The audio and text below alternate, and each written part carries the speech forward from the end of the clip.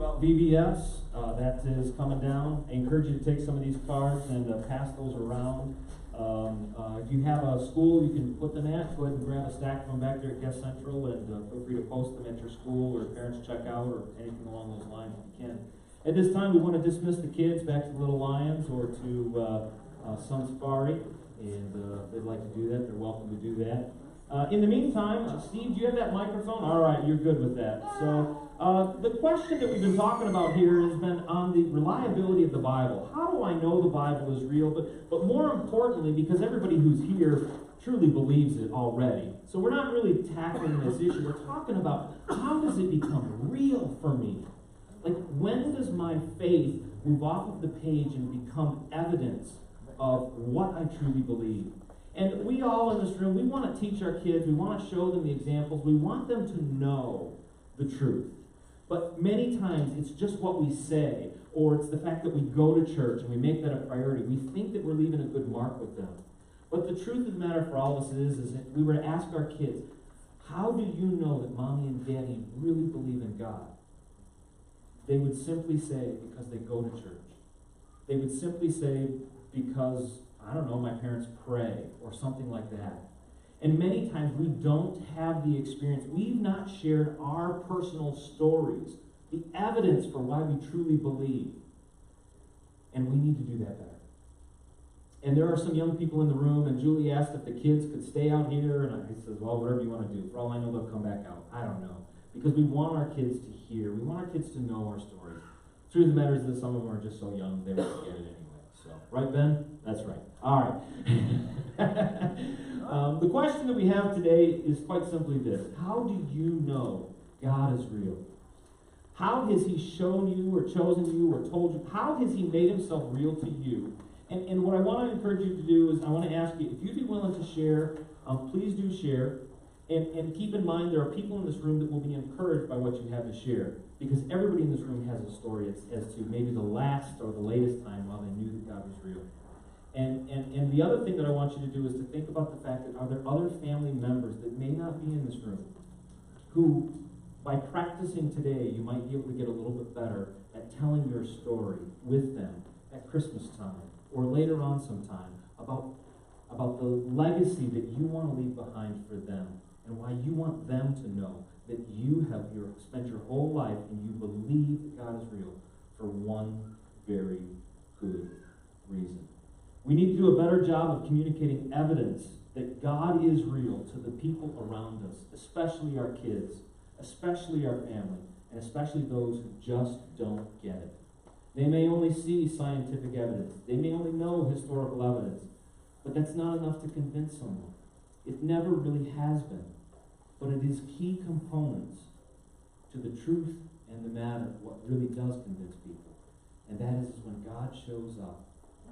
And there's a story about that for all of us. The passage that inspires us this whole month here has been Romans chapter 1, verse 20. And it says this. It says, for since the creation of the world, God's invisible qualities, His eternal power and divine nature have been clearly seen, being understood from what has been made, so that people are without excuse. This needs to motivate us to do a better job of giving our stories, doing it better, and sharing with that. So, Steve, I know you got the microphone there. I leave you with this question. How do you know God is real? Is there anybody here who'd like to share? There's one in the back. The troublemakers are always in the back, Rich. And you know you're loved because of it. We need people to keep us on our toes. How do you know God's real? It took 5 negatives to give myself a positive faith that God is real. And it started with my wife, 3 very troubled, very nasty pregnancies. And 2 of them were really hard. And they were troublesome. And the 3rd one, we lost one. And you sit there and going to a Catholic school all your life, you get mundane with prayer. when you're sitting there and you're not sure what's going to happen, and you know, say, you know, hey, help me out, this type of thing. Yep. Okay, maybe it is, maybe it isn't.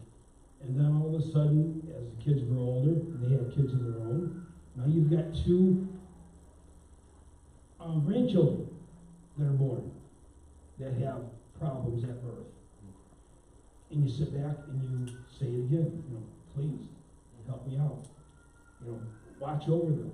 And then when you see how it turned out. You say pray, and it's like you're on your knees desperately praying. Oh, yes. This is not just pray, Lord, for this. This is with everything in me. God, and please then show after up. all these years, you sit back and you say, okay, I see what turned out, the positives, the health, what's sitting before my eyes.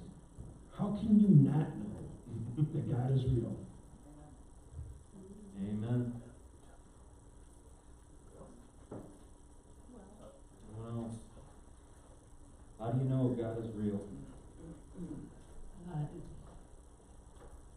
The last church I attended, First Baptist in Baltimore, I tried to tell the story to the pastor at the time, whatever, but I'm really, really nervous and not to give too much information because whatever. Anyways, before I moved here, which was 18 years ago, I grew up here and then I lived in Clinton Township. But anyways, I was in a domestic situation. I put up with it for 5 years. Finally this one day. But prior to that, the guy, his mother had died, and I started getting really involved in the Bible. I left the Catholic Church. I was doing the Baptist thing. But no, this one particular night, it was about midnight, 12:30. He was a cement truck driver. He had to be to work at 4 in the morning, and I woke up to Alan Jackson blaring on like 14. I knew that, the numbers on the stereo. So I got up, I'm like, what's going on? And of course, he got violent. I put up with it for like 5 years. Mm-hmm. And I don't know, I was like huddled on the floor, and all of a sudden, I just felt this come upon me. I stood up, I yelled for help, and that was the day, that was it. I had arrested. Like I tell people, I can't explain it, just came upon me. Yep. I stood up and I said, that's it, enough's enough. Yep. And then other things in my life, when Nick busted his neck, you know that. You haven't met my older two, Christopher and Nick, but yeah, I mean, he rode that bicycle from Algonac State Park to AJ's, got in his truck, drove home. I mean, he was like, I don't know how many centimeters, millimeters, he was going to have a severed spine. But anyways, or, at the neck. But and I tell people, and I'm like, until you've had it yourself, that feeling, it's hard to explain. I mean, it is, isn't it? It's Twizzlers. so hard to Twizzlers. explain. It means no. So that's your Twizzlers. It's hard to explain. I'm not that I'm like special and he was in me, but I don't know. I guess it was finally my time. But you know it. And I know it. You know it. And you'll never question it, but you'll continue to see it. Well, there's days where I'm like, Oh, yeah. and then I have to remind myself, do you remember? Oh, yeah. And then I'm Exactly. when you're having a down, I mean, just give it to them. It's real. It's true. Just give it to them. And of course, keep doing what you should. I mean, you can't sit in the corner and expect them to magically. You still have to do something. You know what I mean? As I did. I put up with it. I prayed, and finally, he came upon me, and I did something. Exactly.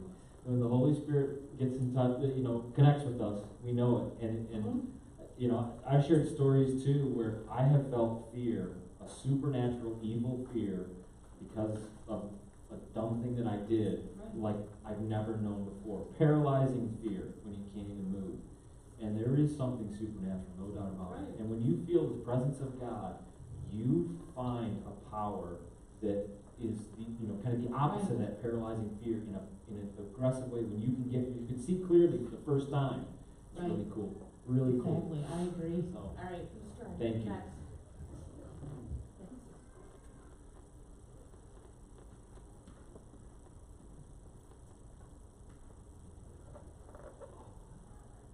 Did you raise your hand? Maybe? Oh! Johnny was, that was a hair thing. Do you want to share or not? How do you know God's real? Do you want to share or not? You don't have to if you don't want to. There's no pressure. I just, for some reason, I just believe in something, as I go and get older and go through life, you know, and with my kids coming and being able to, you know, learn and, you know, like you said, you know, go to church, and that's, you know, how do my kids know? You know, how do they truly know? Right. I remember when my oldest was like 4, he asked me, he's like, who's that guy in the sky? And I, you know, at the time I felt, because I wasn't there, you know, and I'm like, who's Superman, you know, plane? And he's like, no, that guy. And I was like, God. And as a parent at that time, you know, I didn't know how to fully explain it to him. So, but now I'm here today, alive and well, and with the blessings, you know, there's just, to me, that there's no doubt about it. You know? And as I grow older and as I learn and get more Knowledge. involved, knowledge, then, you know, I'll grow. My God grows. So, you know, as I grow, my God grows, and He gets bigger every day. How about, both me and him died when he was born. I died, No, I didn't know about this. yeah, and we're here today. See, God ain't done with you yet. God ain't done with you yet. God is good. Jonathan has will have all 3 of his kids. All 3 of his kids. I know. From, a lot of you know his story. From, the bottom to now having all 3 of his kids. That in How can itself you is a not miracle. know he's there? To me, it's just, how can you not know? How can you not know? How can you I not couldn't know? agree with you more on that. I couldn't agree with you more on that.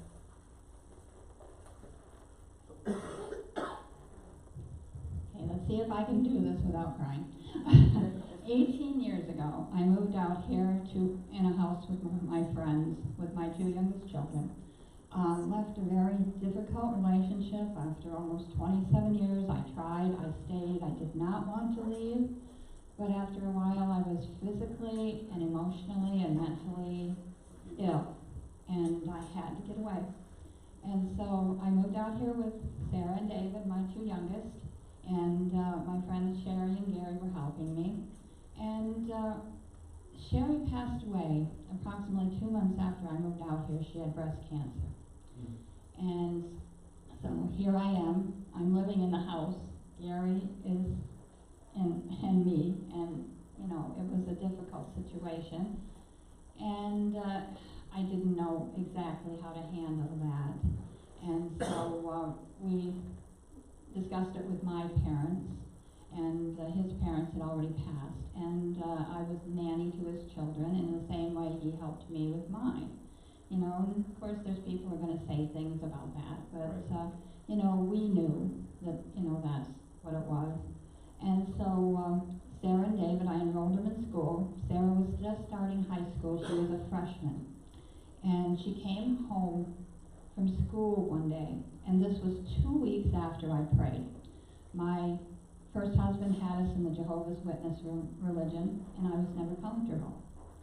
And so when Sarah came home from school, 2 weeks after I prayed, asking God, I was Catholic at one point, and there's a Catholic church here in town, and there were Lutheran and Methodist, and there's all kinds of churches. I'd gone to the Methodist at one point, early on in my first marriage. I did not really know where to go. I always believed in God, but I just didn't feel comfortable in Jehovah's Witness situation. It didn't feel right. And so I said a prayer one day fervently, God, please show me which way I'm supposed to go. 2 weeks later, Sarah comes home from school, and she had friends at Crossroads. And we went to Crossroads. I immediately felt God and His Spirit when I walked in the door. And that's why I was there. That's why I'm here now. And God is real, believe me.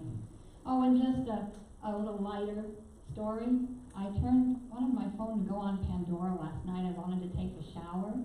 And I couldn't get Pandora in that part of my house. It's very difficult. So I turned my phone off, back to the main screen. And I went to get in the shower, and all of a sudden my Christian radio station came on Pandora. He's always there reminding us of what we already know, isn't it? And that's just one incident. I've had many incidents over the last 18 years where I can see Him working in my life. Amen. Amen. Someone else.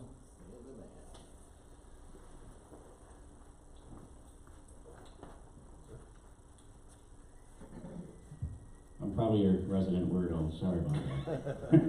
Oh, no, we got several. You're fine. Yeah, you're fine. Yeah. I've been through a lot with divorces and children and prayed and actually constantly asking, where are you, God? A little different, but and turning to the Bible, turning to churches, turning to pastors, and turning to people of God as much as I can. And I'm not the greatest Christian in the world. I'm sure I would land there, but this recent trip I have to share with you. So I work for a company here locally, and they have some problems in Brazil. One of their startup companies asked me to go there. And Brazil? Brazil. The country or the town? The country. Gotcha. Where are you, God? Why are you sending me to Brazil, right? Here we go. Here's penance. So I tell my boss, not really. I got a lot going on at home. You know, it's the holiday coming up. So he says, sorry, it's kind of been deemed up above him. So they send me down there in this country. My parents are sending me these emails and texts. My aunt, who was in Brazil, everybody's worried about me. There's a lot of not good things going on in Brazil. And so I'm scared now. So the first thing I pack is my Bible. I'm like, oh. So when I get there, all these wired fences and all these gates, and I'm in this community, the farm community, and even there's 9-foot fences around this hotel. I'm not comfortable. And again, where are you, God? I'm in a global presence of these executives that they cut 20% of the workforce while I'm there. So now there's a little more unrest than what there was when I first showed up. And I'm not designed that way. I'm not good at presentations, I'm not good. And I love people. So God, where are you? I wanted to get my wife something from Brazil before we left. They said, this happened like really quick. This is like a Thursday. They said, Friday, you're going to go. It'll be, a week from now, and here's your ticket. And I had to get a visa. She was worried about yellow fever, which was right. So I get a shot and all this. Nervous as I am. But so when I'm there, and all these people are being let go, and it's tension, I decide that I need to go to a mall, look for something for my wife, a precious stone. Because I seen on the internet and stuff, but I was afraid to go by myself, and I couldn't convince the other two guys to go too. And I started looking at these stones a little closer, and they're saying, well, this stone here brings you health. This stone here brings you relaxation. This stone here brings you... I'm like, what are you talking about? Are you nuts? It's a stone. Do you see what you're looking at? So I picked this stone that is called apatite, and I went to this mall. I'm looking for this little stone, and it had nothing to do with, is she, whatever. But I liked the color in it. So when I went to these different stores, nobody had it. They heard of it, but it was so precious, they didn't have it, and they were surprised. Nor could I speak the language, so I had to show them a picture on the phone. They were surprised that I was even looking for it. And when I did find the store that had it, I got it, got to the stone, right away, and purchased it. And I'm still in trouble with that a little bit. But the thing was, there's a lot of this going on down there. And I'm like, where are you, God? There's fences, there's private homes. They have wires up on them. Nobody's living secure. I don't feel secure here. And I turned to my Bible, because when I had to give this global presentation, they showed up. So they wanted me to go down there, assess the place, and tell them who they need to fire. And they wanted to tell me what, so they keep this thing open or close it. And I was part of a team of 3 people, and I didn't see any of that. A lot of it was a shame on us. We didn't do the equipment right. We didn't train the people right. There's a bunch of things that are just off kilter. But I went to the Bible, and I was in Hebrews, and because I'm walking into a strange situation where people don't even know my language, so it's hard to communicate to them, to tell them, what are you looking at, and teach them and train them. And I had to use different means of communication. I had a translation thing on my phone I found, so I talked to that and try that, pointing fingers on things and stuff. But it came out of this big meeting to give this to the presenters, that morning I was so nervous. I talked to my wife. I'm like, I don't know what I'm going to do. I'm not good at presentations. I'm not good at people that don't care about people like I do. I mean, I see eyes and I see hearts and I see, hugs, handshakes, and so it was very difficult. I turned to the Bible and let the words of my heart, the meditation of my heart, be with you, and you, my Lord, Psalm 19 thing. So I go to work repeating that, and I get this idea. I'm going to take them out on the floor, because they were there a day, they spent it in a hotel, didn't even go to the plant, and now they're at the plant, want me to give a presentation, and they're not even with the people yet. Which makes it easier on people when you don't see people, right?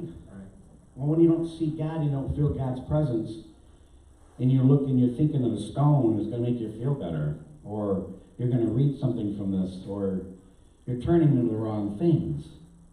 I got this thing from God to take them on the floor. Well, they had to put on special hats, because they had to have hairnets. They had to put on shoes that had steel toes. They didn't even own any. These corporate global people didn't even have this equipment to go interface with the people that they're affecting with their daily decision. And we walked them out on the floor, and I showed them, and I spoke highly of the people that were doing the decision making and actually doing the work, and showed them, they tore apart a pool for me so I could show the detail that was there. And Emerson did that. Guillermo was a quality manager. I showed him how he was measuring the parts and how he pulled the processing through. Mercio was a processor engineer, and I took him to the machine, showed him. And these are the things that your people are telling you, and you're not listening. So it's not shame on them, it's shame on you. You're in other rooms, you're in global presentations, and you're making decisions that affect these people here, and you're not listening because they already know. I felt so good when it was over because it wasn't a presentation. It was grabbing them by the hand and pulling them into this, and I'm not good at this.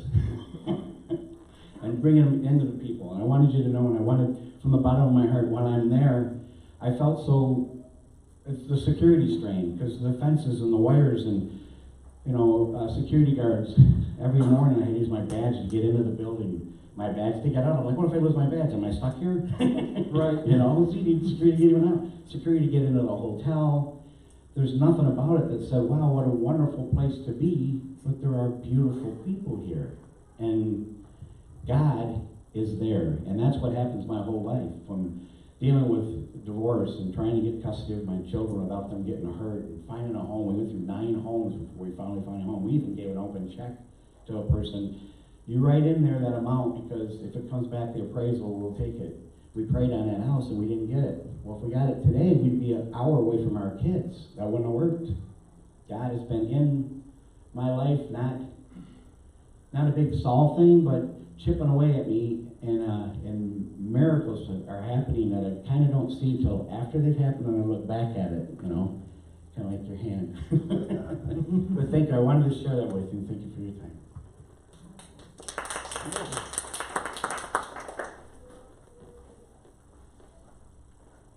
How do you know God's real? Really good at giving speeches now, see? See? Nobody's going ever anything at ya. I've had like 2 instances. A little bit closer. I've had 2 instances where I feel like God really showed up. And one of them happened when I was 18, which was a long time ago. But we had an active youth group at our church. I was from a very, very small church, and our youth group was back, the kids, the teenagers, were like 50% of the whole congregation, sometimes more. And we were so active in the group and in the denomination and the district that we often traveled. Flint, downriver to Romulus, from Mount Clemens. And one of our older teens decided to take a group to Cedar Point. And we always had the habit beforehand of praying for traveling mercies, no matter where we went. The pastor had always, It was a push it priority. into our head Yep, it was a priority. as a priority. Pray first before your tires hit the road. And I was the last one that was going to be picked up at 6:30 in the morning to make the trip to Cedar Point. And we had a great big honking car that we were going in. The old-fashioned metal car. This is like, the car was a 66 Pontiac. 1966? 1966 Pontiac. And it was the biggest model they made. And it was heavy. And I was the last one to be supposed to be picked up. Well, they were going to be there at 6:30. Well, 6:30 comes around, they're not there. 7 comes around, they're not there. And I'm getting, a little concerned. And going, no cell phones back then. Right. So you can't call anybody to find out where they are. And all of a sudden, about 7:30, 7:45, the phone rings. And it's Michael. And Michael says, the trip to Cedar Point's off. We were in a car accident. And it's like, oh. And I go, is everybody okay? And he said, yeah. And everybody was fine. And then Michael came by the house with another vehicle, and he said, I left something in the car, and it's at a tow yard. I said, can you take me over there? No problem. Drive over to the tow yard, and I took one look at that car, and I had to turn away from everybody because I started to cry. That car was totaled. And it was a 4-door, and there's a post between the front and back door that was almost past the middle of the car. That's how hard they were hit. And nobody was hurt. Unbelievable. And God was there. But the second time was 2006. And my mom had passed away in 99. And she had gone faithfully to church last at least 10 years, 15 years of her life. And I basically knew where she was going to spend eternity because she walked with the Lord every day, the last 15 years of her life. And she said that Jesus paid her a visit at one time in the hospital, and he said, your time's not done yet. You got a few more things you got to do first. And he reassured her. But my dad was the mystery. I never knew how he believed or anything. He was the church janitor, but he did all the repairs. There was electrical repairs, plumbing repairs. Like I said, it was a small church. He did all the vacuuming and everything. Never knew what he believed. He even went to church with me every Sunday. But he took a fall in 2006 and ended up in a nursing home, broke his hip. He had arthritis really bad too. And there was no funds for long-term care or any of that. And so he got out of the rehab, and we decided to take care of him at home. And we tried, and we prayed, and we tried to, about 6 weeks we managed to take care of him at home, but it just got to be, it was like 24/7, and there was only 3 of us doing all the work. And Dad said, honey, he says, I gotta go into a nursing home. He says, you guys can't do this. It is too much for you. And he was lucid, and it was his decision. And we still kept praying, Lord, give us the strength to deal with it, or healing, or whatever. And Dad went into the nursing home as a permanent resident on, I think it was July 12th. And Dad passed away on July 20th. And I had been to the nursing home every single day, and I was gonna skip that day, not skip visiting him, but go later. And someone told me, you gotta go. And his room was by the back of the building, so there was a door, entrance door. I went there. Well, I didn't know, but he was going out the front door on a gurney as I was coming in the back door. He was on the way to an ER. in the air. It was only 2 miles down the road, so I followed the vehicle and I was there all by myself. And the longer I'm sitting there, I'm knowing you get that feeling, you know it's not good the longer you're sitting there waiting news from the doctor. And the nurse came and she took me into a private room and she tells me that he passed away. Well, I'm still there all by myself. I'm the baby of the family. So I did the crying thing and everything and did all the phone calls. And I did all my crying like that afternoon. I mean, major crying. I mean, there's various degrees of crying when you lose someone. Yep. But the major crying was done by myself. And I went to church on Sunday. This was on a Thursday. I went to church on Sunday. And I'm in service. And a friend of mine says, do you want to go to the altar? And I said, yeah. So I went to the altar. And I'm kneeling in prayer. And it was just the strangest thing. As I'm kneeling there in prayer, I'm a little choked up and everything, but I'm talking to the Lord. This very big church at that time. There's like 4 or 5 pastors. I've got 2 pastors, one on either side of me with hands on the shoulders as they're praying for me. And I hear a voice in my head. And it's, I healed him. And it's like, I pause. It's like, what? And I hear, I healed him. And I actually heard the voice a 3rd time say I healed him. And I stood up, almost jumped up.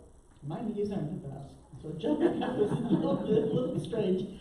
But I jumped up and I was laughing and I said, yes, God, you did. Maybe not the way I wanted you to heal him, but you did. I know God is real. Yep. He's there and he shows up when you need him to show up. He really does.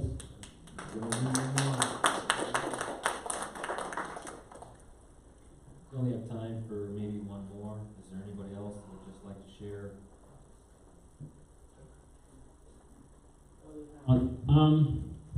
Over a year ago, well, we started church about, 5 years or so, 6 years ago. We were in a church tent off of 26th.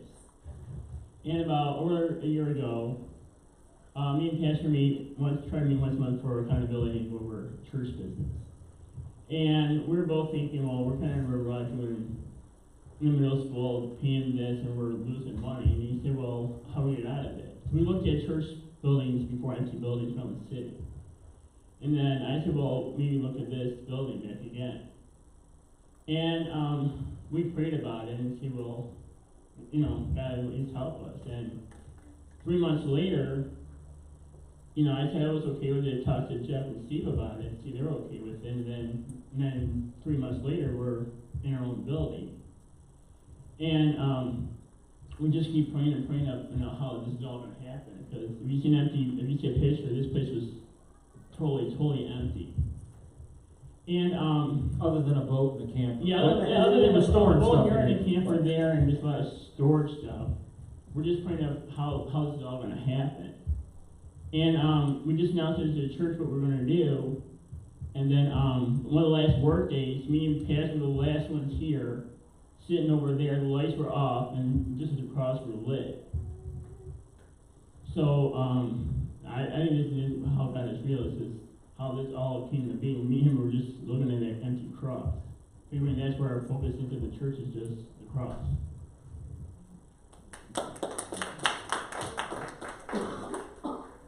On a funny note, I will never forget the minute that Charlie told me, well, let's just attach a couple of bolts and move the stage. God does miracles, because the following week, Chris pulled up his truck over here and Charlie attached a couple of bolts, and sure enough, the stage from being in the center of the room just slid right over. And not just slid right over.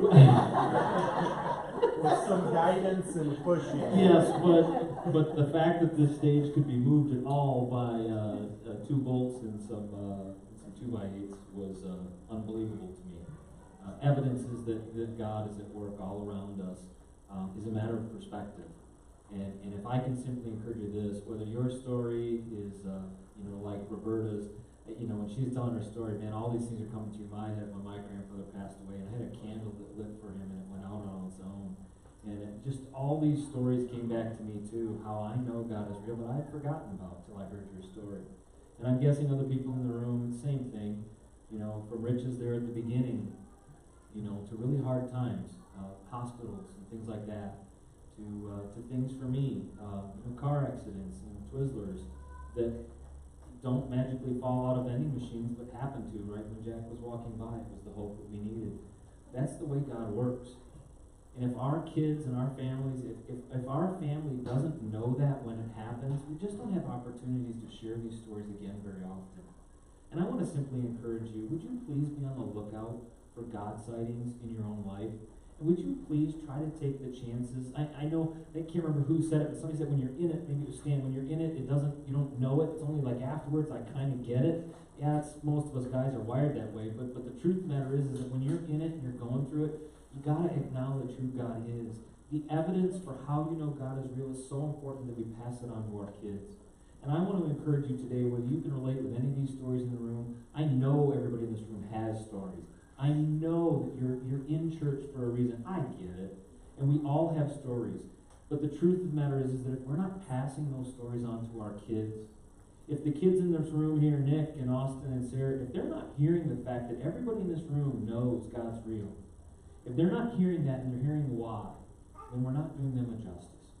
And we want to be a church that makes it a priority to pass on these truths. Oh yeah, why do you believe the Bible's real? Why do you know that God's real? Here's why. Here's my story. And you're going to have your own stories someday. But for right now, here's my story. And here's my life. This is how I want to live. So I leave you with this relevant point. Oh man, he's on it. All right. So, evidence that the Bible is reliable and true comes from the fact that 2.3 billion people have identified themselves with the beliefs found in the Bible. As the world continues to whittle us down and tell us that God's not real, I want to remind you, it is still the number one religion in this world. Other states are much better about Christianity and people going to church and things like that, but God is real. It doesn't change that at all. It's the number one for a reason, because a whole awful lot of other people got stories too about why they believe that God is real and why they believe that the evidences in the Bible are undeniably and forever to be right. Please stand, please, with me. Dear Heavenly Father, I want to praise you and thank you, Lord, for today. Thank you, Father, for this time that we've had to gather here and just be encouraged by one another's stories of how we know that the Bible is real. Father, I realize for the last couple of weeks it's really kind of torture to look at this historical evidence and look at the scientific evidences and even talk about, my own personal stories or stories as to why we believe, even from the scriptures and that came from Saul, Lord. Like, all of that is important. But Father, when you become real in our own personal lives, that's when we truly believe.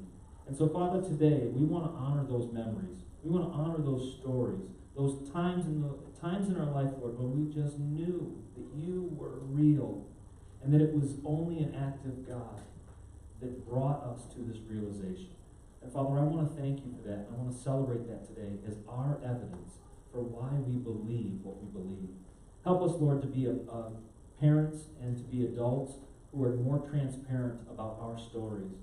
Help us, Father, to not be afraid to share the truth of what we know to be true. And help us, Lord, to be more bold in our understanding of who you are.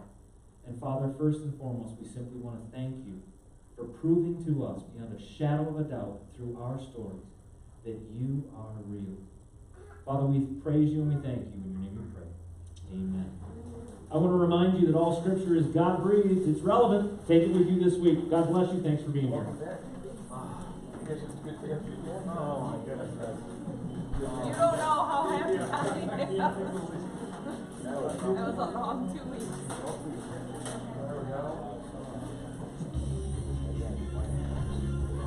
Very thankful for being here and being taking a lot for granted.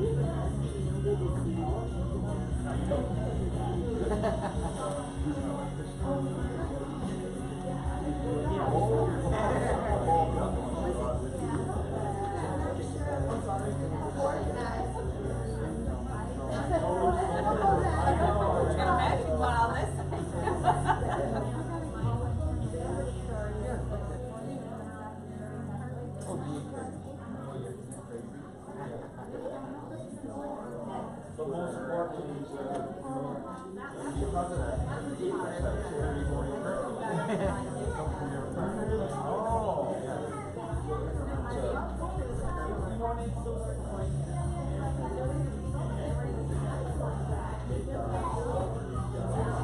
Had 11-hour flight. We were to Toronto. Toronto every year.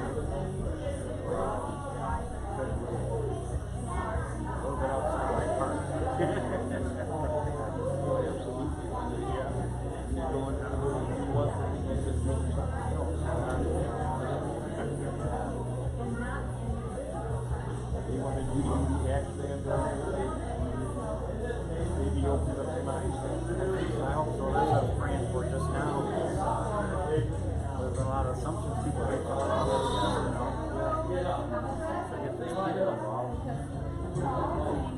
And they're not set up right. They didn't give a fighting chance. The equipment was some of the equipment there for it. Some of the tools were for it. You know, so that's still on.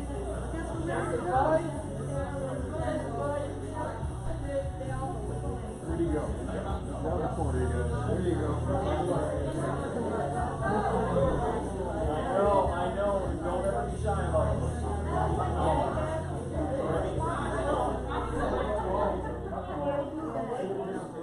Not crawling anymore. Thank you guys for coming.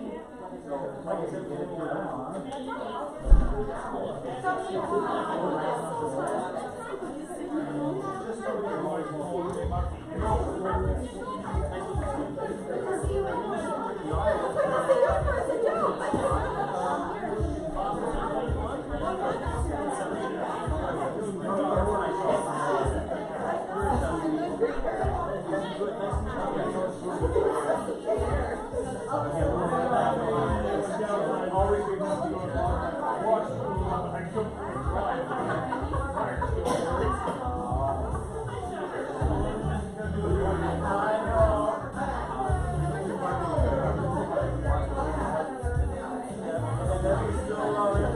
Yeah,